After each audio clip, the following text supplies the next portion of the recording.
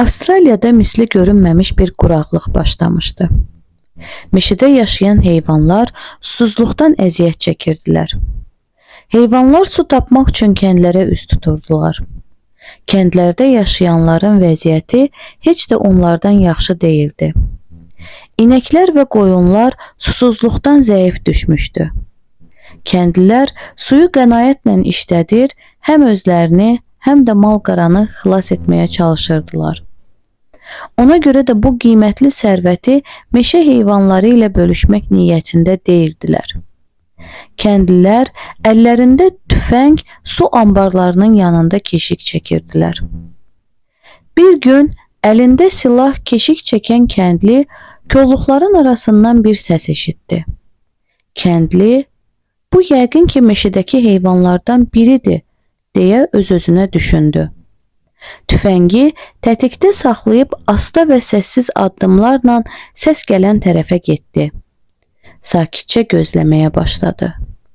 Birazdan kolluqların arasından kisəsində balası olan bir kenguru çıxdı.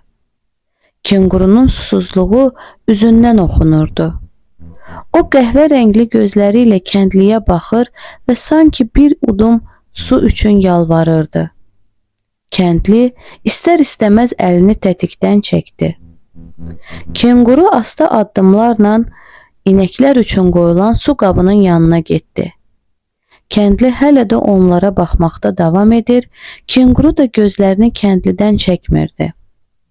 Nəhayət, kenguru su qabına yaxınlaşdı.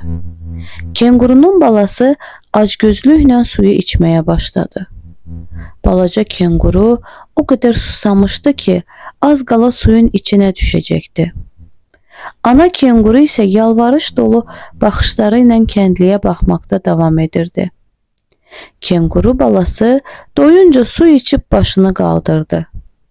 Artıq getmək vaxtı idi və ana kenguru balası ilə birlikdə biraz əvvəl gəldikləri kolluqlara tərəf getdi.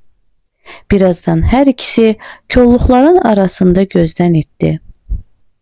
Bütün bu baş verənlərə tamaşa edən kəndli isə tüfəngini bir kənara qoyaraq səssizcə ağlayırdı. Çünki ana kenguru susuzluğuna baxmayaraq bir udum su da içməmişdi.